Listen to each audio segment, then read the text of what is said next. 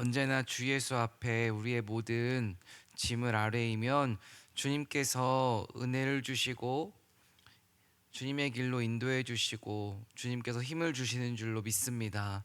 오늘 함께 고백한 찬양의 가사처럼 언제나 주님 앞에 우리의 모든 무거운 짐을 아뢰일 수 있는 믿음을 주시고 이 새벽 특별히 주님께서 우리의 마음 가운데에 주의 말씀을 허락하여 주시옵소서.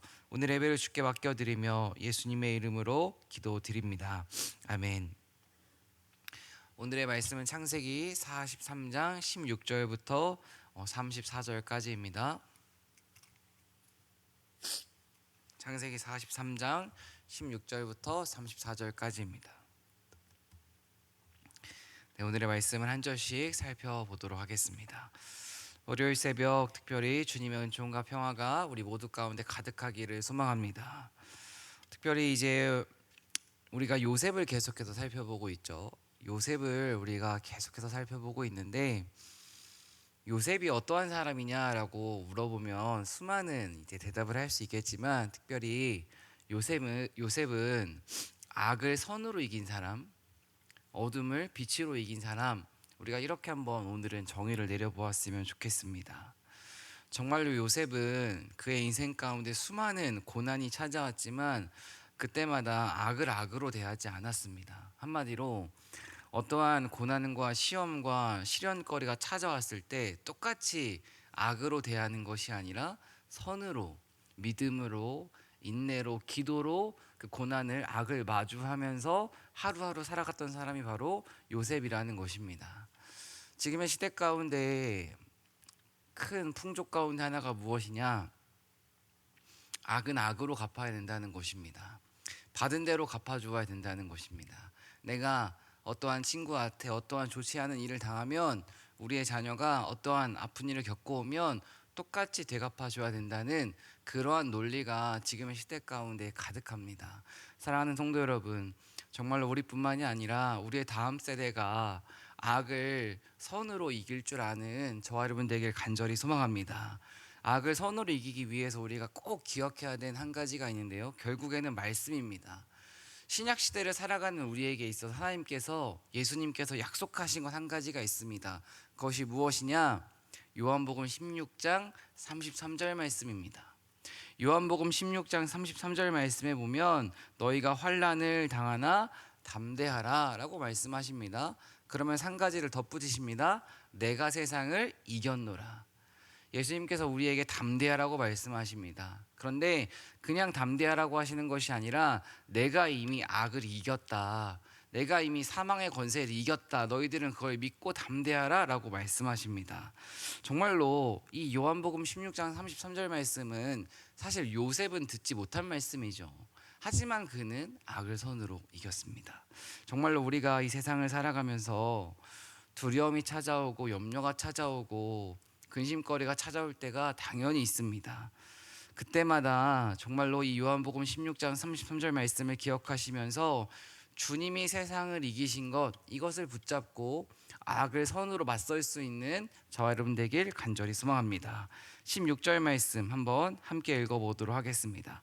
함께 읽겠습니다. 요셉은 베냐민이 그들과 함께 있음을 보고 자기의 청지기에게 이르되 이 사람들을 집으로 인도해 드리고 짐승을 잡고 준비하라. 이 사람들이 정오에 나와 함께 먹을 것이니라. 16절을 보면 요셉이 이제 형들을 초청해서 집에서 이제 짐승을 잡고 함께 식사를 하자, 이게 바로 16절 말씀의 내용입니다. 그런데 우리가 16절 말씀을 이렇게 보다 보면 한 가지 밑줄을 그어야 되는 게 있습니다. 그것이 무엇이냐? 베냐민이 그들과 함께 있음을 보고입니다. 요셉은 그냥 형들이 와서 너무 행복해서 밥을 만찬을 준비하는 게 아니라 지금 요셉은 어떠한 것을 살펴보고 있습니다. 그리고 어떠한 것을 살펴보았냐? 베냐민이 있는지를 살펴보고 베냐민이 있는 것을 확인하고 나서 만찬을 준비하고 있습니다. 이것을 통해서 우리가 우리의 인생 가운데 오늘 큐티 제목처럼 두려움이 환대로 변하기 위해 기억해야 되는 것이 있습니다. 그것이 무엇이냐? 내 인생에 포기하기 어려운 것을 포기할 수 있어야 우리는 환대, 주님의 잔치를 경험할 수 있다는 것입니다. 한번 이것을 잘 들어보시길 바랍니다. 우리가 어제 이제 43장 1절부터 15절까지 말씀을 이제 주일이어서 따로 살펴보지를 못했는데요. 어제 말씀 1절 말씀에 보면 특별히 기근이라는 단어가 등장을 합니다.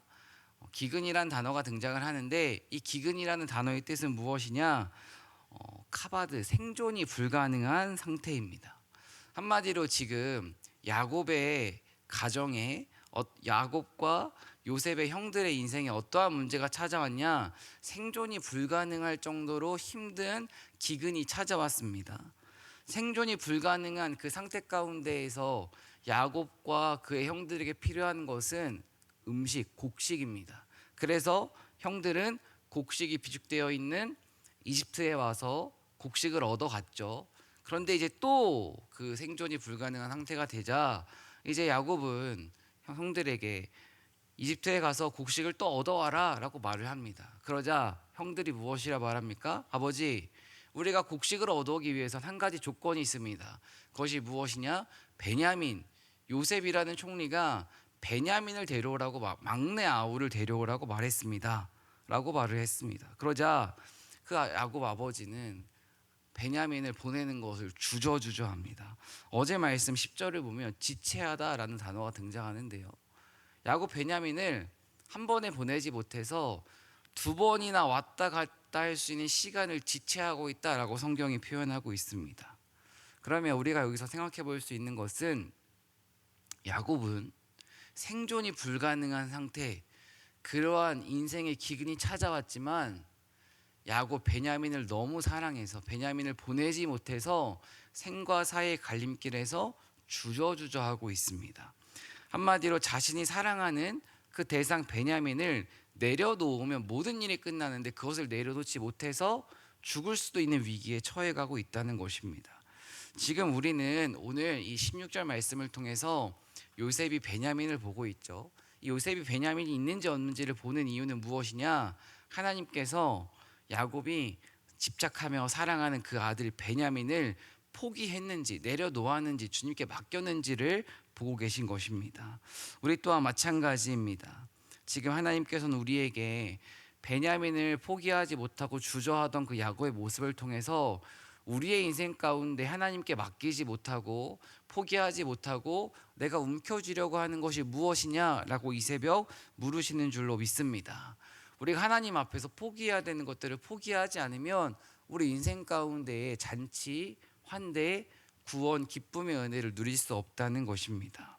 오늘 요셉은 베냐민이 있는 것을 보고 환대합니다. 우리 인생 가운데에도 야곱에게 베냐민이라는 그 집착하는, 내려놓지 못하는, 포기하지 못하는 그 존재처럼 우리의 인생 가운데도 반드시 베냐민은 존재합니다. 그것은 나 자신일 수도 있습니다. 나의 성공일 수도 있고 나의 명예일 수도 있고 물질일 수도 있고 내 자녀일 수도 있습니다. 다른 것은 몰라도 내가 이것만큼은 계속해서 힘을 빼지 못하고 내 힘으로 무엇인가를 해보려고 꼭 붙잡고 있는 그 베냐민과도 같은 존재가 반드시 우리 인생 가운데 있다는 것입니다. 예수님은 우리를 향하여서 너희들이 나를 따라오려거든 자신을 부인하고 자기 십자가를 지어야 한다고 했습니다. 이것은 무슨 말이냐? 내 인생의 베냐민을 포기하지 못하고 주님께 맡기지 못하면 제자도의 삶을 살 수 없다는 것입니다. 한 가지 확실한 것은 포기한 자리에 주님의 은혜가 임하는 줄로 믿습니다. 오늘 야곱은 베냐민을 포기하자 자신의 아들들이 곡식을 얻는 것뿐만이 아니라 요셉과의 관계가 회복되고 환대의 잔치를 경험합니다. 만약에 야곱이 포기하지 않았으면 오늘 이 두려움이 환대로 바뀌는 경험은 절대 이들의 인생 가운데 일어날 수 없었습니다. 비운 자리 하나님의 은혜는 채워지고 내가 포기한 자리에 하나님과의 만남은 허락됩니다. 그렇다면 오늘 우리가 주님 앞에서 이 새벽 하나님과 다시 한번 만남의 은혜를 경험하고 채움의 은혜를, 잔치의 은혜를, 환대의 은혜를 경험하기 위해 내가 주님 앞에 다시 한번 맡겨야 되는 것은 무엇입니까? 내가 여전히 움켜쥐고 있는 것들, 포기해야 되는 것은 무엇입니까? 야곱은 처음부터 주님께 맡기지 못하고 어쩔 수 없이 마지막에 베냐민을 포기하죠.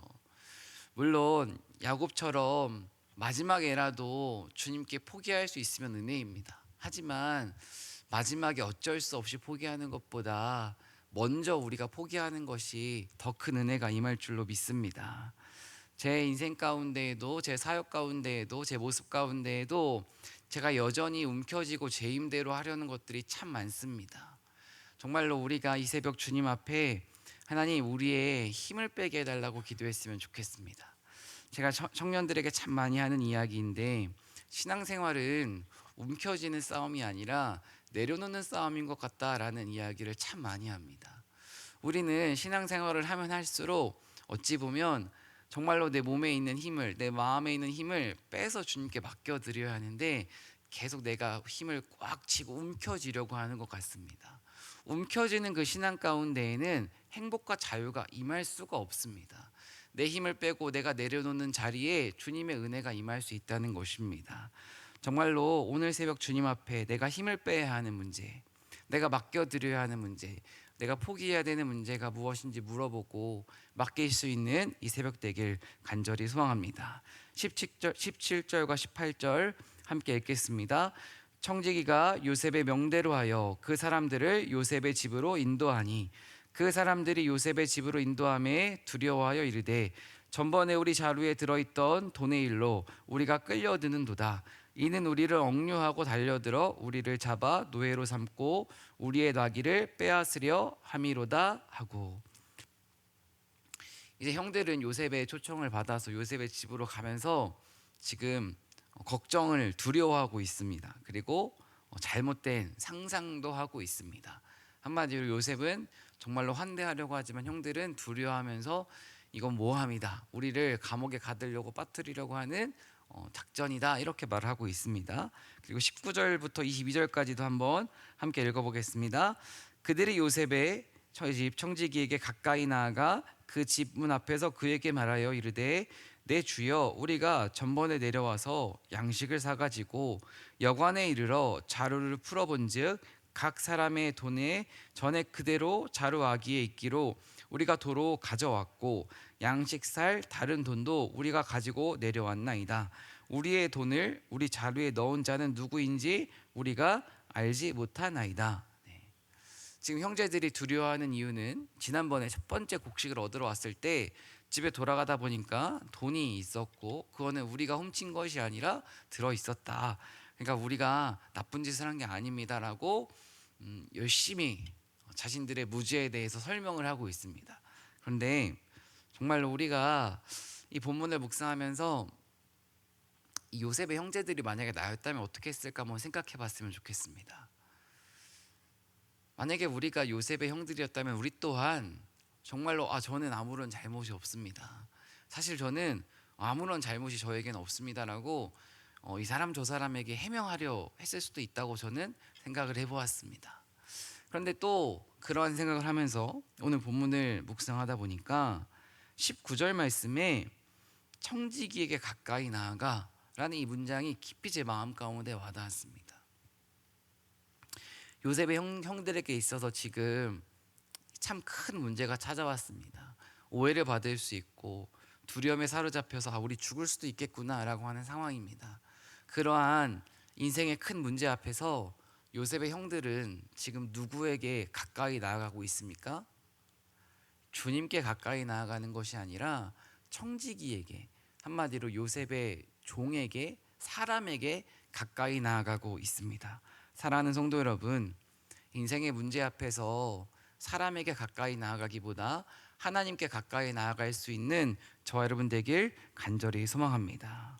물론 때로 사람에게 위로를 얻을 수도 있고 사람에게 말을 해야 될 때도 있고 해명해야 될 때도 있습니다.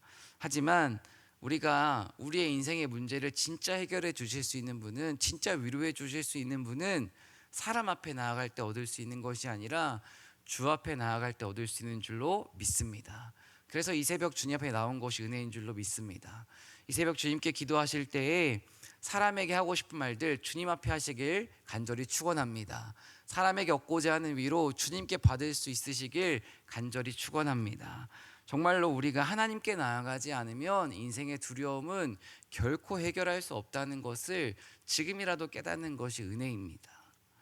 지금 요셉의 형들은 사람에게 나아가면서 심지어 요셉의 종을 향하여서 19절에 20절에 보면 내 주여 이렇게 말하고 있습니다. 한마디로 당신이 우리의 문제를 좀 들어주세요 간절하게 말하고 있는 것입니다. 우리의 인생의 주여 주인은 누구입니까? 물론 우리가 하나님을 우리의 주인이라고 말하지만 진짜 문제 앞에서 우리가 내 주여라고 말하고 있는 그 존재, 그 대상은 무엇입니까? 우리가 두려움이 찾아왔을 때 가장 먼저 누구에게 전화를 걸고 있습니까? 인생에 걱정거리가 찾아왔을 때 가장 먼저 누구에게 말하고 있습니까? 혹시 가까운 사람들에게 전화를 걸어서 그 사람에게 의지하고 있지는 않습니까? 우리가 정말 가장 먼저 전화를 거는 사람이 아니라 하나님일 수 있기를 간절히 소망합니다. 정말로 하나님께 나아가지 않으면 우리의 불안은 온전히 해결되지 않는데요. 이 하나님께 나아가는 것에 대해 묵상을 하다가 제가 경험했던 한 가지 일이 생각이 났습니다. 제가 이제 3년 동안 춘천에 있으면서 춘천은 별명이 하나 있습니다. 춘천의 그 도시의 별명. 혹시 알고 계신 분도 있으리라 생각을 하는데 춘천은 이제 호반의 도시라고 말을 합니다. 춘천이 왜 호반의 도시냐면 이제 정말 호수가 춘천을 둘러싸고 있습니다. 그러니까 춘천 주변엔 호수가 참 많고 춘천 바로 옆에는 뭐 의하모, 춘천호, 소양호 이 큰 호수들이 둘러싸고 있어서 춘천을 호반의 도시라고 하는데 주변에 호수가 많다 보니까 이제 새벽에 이렇게 나오다 보면은 진짜 안개가 뿌옇게 껴 있습니다. 그러니까 새벽에 교회까지 가는 길에 안개가 뿌옇게 껴 있습니다. 그래서 정말로 와 이렇게까지 안개가 짙게 매일 끼는구나 정말 그러한 기간들이 있습니다. 그런데 안개 속을 이제 우리가 나아가다 보면 알 수 있죠. 처음에는 와, 안개가 정말 짙으면 갈 수 있을까라는 생각이 들지만 한 걸음 한 걸음 발걸음을 내딛으면 정말로 그 안개를 헤치고 우리가 갈 수 있습니다. 한마디로 여기서 저기 스크린까지는 보이지 않지만 내가 믿음으로 한 걸음을 내딛다 보면 저 스크린까지 목적지까지 도착할 수 있다는 것입니다. 앞이 잘 보이지 않더라도 일단 발걸음을 내딛으면 우리가 안개를 헤쳐나갈 수 있고 또 안개는 해가 뜨면 순식간에 사라집니다. 저는 이제 이것에 대해서 두려움을 한번 적용을 해보았습니다. 두려움이 우리 인생 가운데 찾아오면 발걸음을 내딛지 못하게 만듭니다. 하나님께 나아가지 못하도록 가로막습니다. 두려움이. 한마디로 두려움은 우리의 마음 가운데에 어떻게 이 짙은 안개를 헤쳐나갈 수 있겠냐라는 의심을 줍니다. 근데 그때 우리가 해야 되는 것이 무엇입니까? 하나님을 붙잡고 하나님을 의지하며 안개 속으로 우리의 발걸음을 믿음으로 내딛어야 하는 줄로 믿습니다. 두려움 가운데 우리가 해야 되는 것은 거창한 것이 아니라 한 번에 목적지까지 도착하려고 점프하는 것이 아니라 한 걸음을 내딛는 것이 우리가 두려움 가운데 해야 되는 일이라는 것입니다. 이 한 걸음을 내딛는 것이라는 것은 우리의 인생 가운데 저는 작은 순종이라고 생각을 합니다. 두려움 가운데 우리는 날마다 작은 순종을 행해야 됩니다. 말씀 앞으로, 주님 앞으로, 은혜의 자리 앞으로, 은혜의 사람 앞으로, 은혜의 말씀 앞으로 작은 순종을 하나하나 해나갈 때에 우리는 결국 그 안개를 헤치고 승리할 수 있는 줄로 믿습니다. 정말로 두려움이 우리 인생 가운데 환대로 변하기 위해 우리가 오늘 실천해야 되는 작은 순종은 무엇입니까? 어찌 보면 이 새벽 우리가 할 수 있는 작은 순종은 누군가를 위해 기도하지 않던 누군가를 위해 기도하는 것일 수도 있고 내가 계속해서 미뤄두던 어떠한 문제를 주님 앞에 고백하는 것일 수도 있고 내가 너무 무서워서 주님 앞에 말하지 않던 것일 수도 있습니다. 이 새벽 우리의 작은 순종을 통해 오늘 하루 우리의 작은 순종을 통해 우리의 두려움이 환대로 변하는 그 은혜가 허락될 수 있기를 간절히 소망합니다. 23절 말씀 함께 읽습니다. 그가 이르되 너희는 안심하라 두려워하지 말라 너희 하나님 너희 아버지의 하나님이 재물을 너희 자루에 넣어 너희에게 주신 것이니라 너희 돈은 내가 이미 받았느니라 하고 시므온을 그들에게로 이끌어내고. 여기서 그는 이제 청지기입니다. 청지기가 요셉의 형들에게 이르되 요셉의 형님들이여 안심하십시오 두려워하지 마십시오 너희들의 하나님, 그러니까 너희들이 믿고 있는 그 하나님이 너희들을 지켜주고 너희들의 인생 가운데에 이러한 일들을 행하신 겁니다라고 설명을 해주고 있습니다. 아마 청지기가 이렇게까지 말할 수 있는 것은 요셉이 자신의 종한테 이미 다 이렇게 말하라고 알려주었기 때문에 이제 요셉의 종은 요셉에게 배운 대로 들은 대로 말을 해주고 있습니다. 그리고 23절 말씀 가운데 우리가 꼭 붙잡아야 되는 것은 무엇이냐? 두려워하지 않을 수 있는 이유는 그 근거는 하나님에 있다는 것입니다. 우리가 두려움을 이길 수 있는 근거, 두려워하지 않을 수 있는 이유, 평안할 수 있는 이유, 내게 있는 것이 아니라 하나님께 있다라고 말을 하고 있습니다. 24절과 26절 말씀 함께 읽어보겠습니다. 그들을 요셉의 집으로 인도하고 물을 주어 발을 씻게 하며 그들을 나귀에게 먹이를 주더라. 그들이 거기서 음식을 먹겠다 함을 들었으므로 예물을 정돈하고 요셉이 정오에 오기를 기다리더니 요셉이 집으로 오매 그들이 집으로 들어가서 예물을 그에게 드리고 땅에 엎드려 절하니. 이제 요셉과 요셉의 형들이 다시 한번 식탁의 자리에서 만남을 이어가고 있습니다. 누구를 만나는지에 따라 우리 인생은 변하는 줄로 믿습니다. 요셉의 형제들은 다시 요셉과 만나고 그들의 인생이 변하는 것을 경험하죠. 정말로 이 새벽 기도하실 때에 우리 자녀들이 누구와 함께 식탁 교제를 나누는지를 한번 생각하시면서 우리 자녀들이 앞으로 만나는 그 경험할 수 있는 수많은 식탁 교제 가운데에 만남의 축복이 허락되게 해달라고 기도할 수 있는 저와 여러분 되길 간절히 소망합니다. 27절 말씀 함께 읽어보겠습니다. 요셉이 그들의 안부를 물으며 이르되 너희 아버지 너희가 말하던 그 노인이 안녕하시냐? 아직도 생존해 계시느냐? 요셉은 요셉의 형들을 만나고 무엇을 물어봅니까? 안부를 물어봅니다. 한마디로 지금 요셉은 사랑하는 마음을 가지고 형들을 만나고 있지만 요셉의 형들의 마음 가운데 지금 어떠한 마음이 있습니까? 두려운 마음이 있습니다. 자신들이 모함을 받을까 봐. 한마디로 요셉은 정말로 형들을 위한 사랑의 마음으로 이 자리에 나왔지만 요셉의 형들은 두려운 마음으로 나왔다는 것입니다. 그렇다면 왜 요셉의 마음에는 사랑의 마음이 있고 요셉의 형들의 마음에는 두려운 마음이 있을까요? 단순하게 요셉은 애굽의 총리이기 때문에 사랑의 마음이 있었을까요?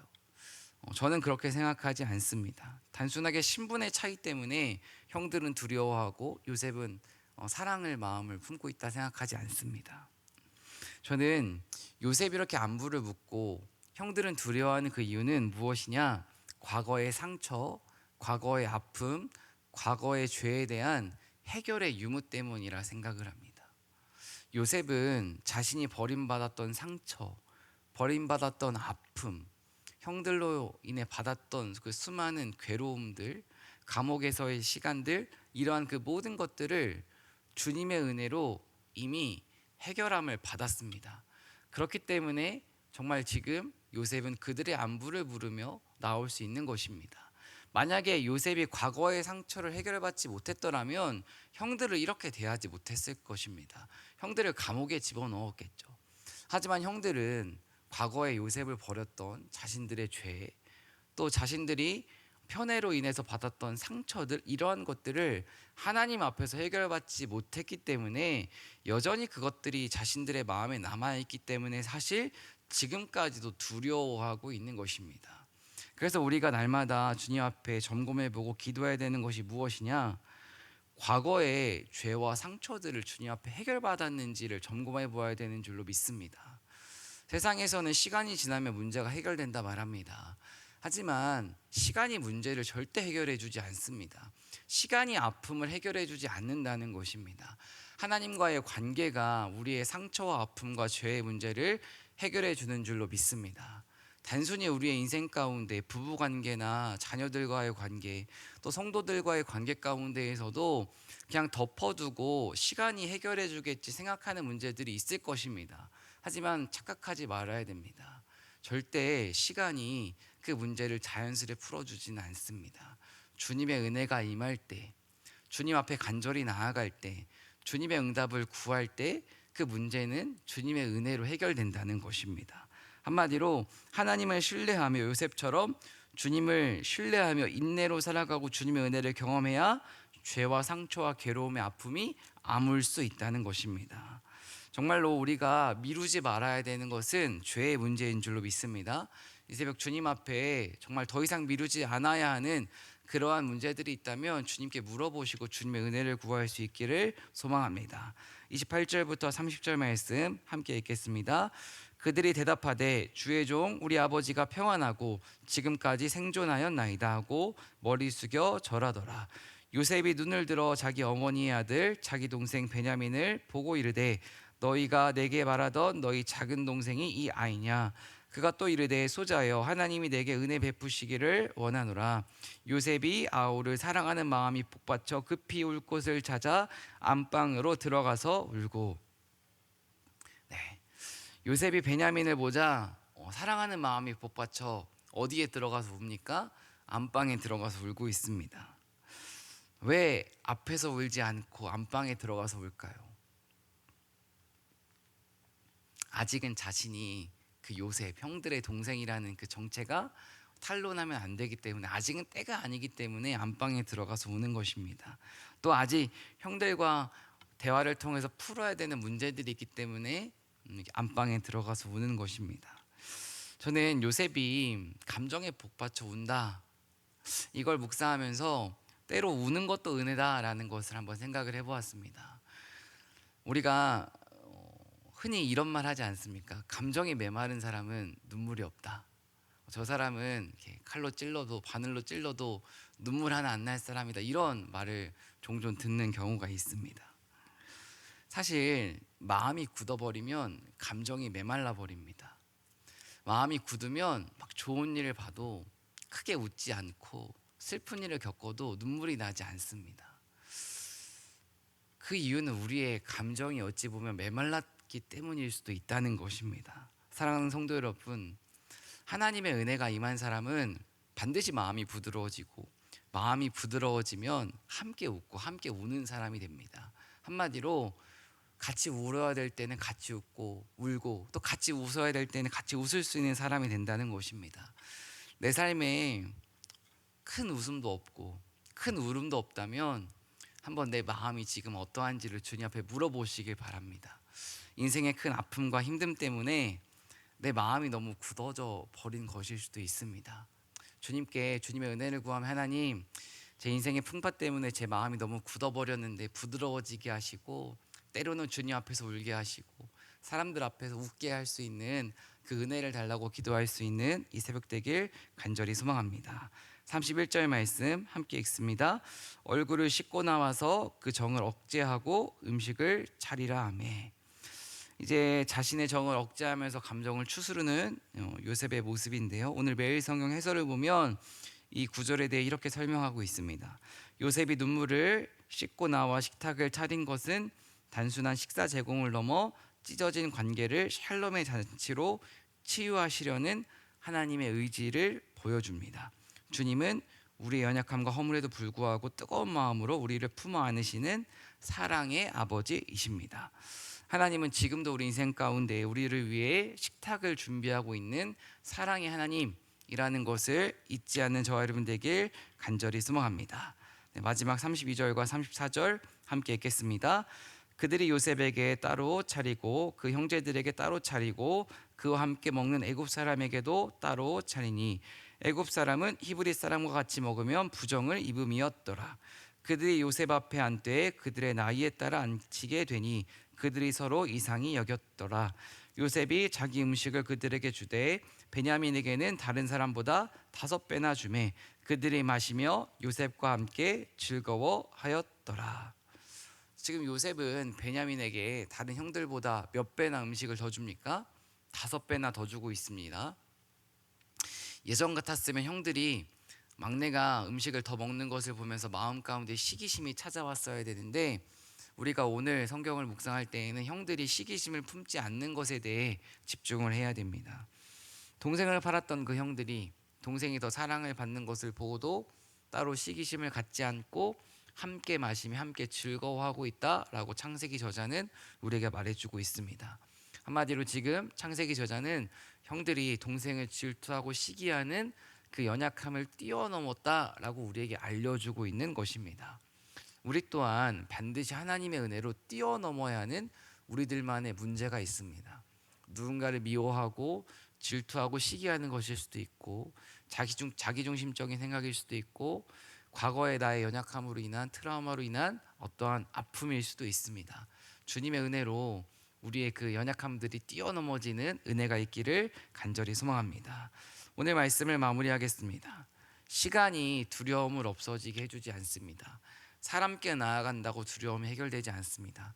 하나님께 나아가야 두려움은 환대로 변할 수 있고, 시간이 지나야 두려움이 없어지는 것이 아니라 믿음을 가지고 믿음의 발걸음을 내딛어야, 그 문제를 정면으로 마주해야 그 두려움은 사라집니다. 오늘 새벽 정말 하나님에 대한 신뢰, 그 믿음을 가지고 우리의 두려움 앞으로, 우리의 연약함 앞으로 다시 한번 나아갈 수 있는 이 새벽 기도 되기를 간절히 소망합니다. 기도하겠습니다. 사랑의 하나님, 오늘도 우리를 은혜의 자리로 불러주심에 감사드립니다. 두려움 가운데에 나를 의지하고 사람을 신뢰하기보다 하나님을 신뢰하고 하나님을 의지하게 하시고, 특별히 내가 여전히 내 인생 가운데에 힘을 주며 붙잡고 있는 것들이 있습니다. 주님께서 깨닫게 하시고 주님 앞에 내가 힘을 주며 붙잡고 있는 것들을 맡길 수 있는 용기와 믿음을 주님께서 허락하여 주시옵소서. 우리의 인생 가운데에도 수많은 아픔과 눈물과 상처가 있습니다. 그 상처와 눈물과 아픔으로 인해 우리의 마음이 굳어져 있을 수 있습니다. 우리의 마음과 생각이 부드러워지게 하시고, 어떠한 문제를 마주할 때에 부정적인 시각이 아니라 긍정적인 마음, 주님이 주시는 마음으로 바라볼 수 있게 하시고, 우리의 삶에 두려움이 아니라 환대가 가득할 수 있게 하여 주시옵소서. 이 새벽 간절한 기도 제목과 함께 귀한 예물 주님 앞에 올려드립니다. 하나님, 이 간절한 기도 제목 가운데에 이들의 연약한 육신 가운데에 주님의 치유의 은혜 허락하여 주시옵시고, 이들에게 더 굳센 믿음 허락하여 주시옵시고, 두 아들의 인생 가운데에도 주님의 환대, 주님의 잔치를 경험하는 이 아들들이 되게 하여 주시옵소서. 오늘 하루도 주님께 온전히 맡겨드리며 예수님의 이름으로 기도드립니다. 아멘.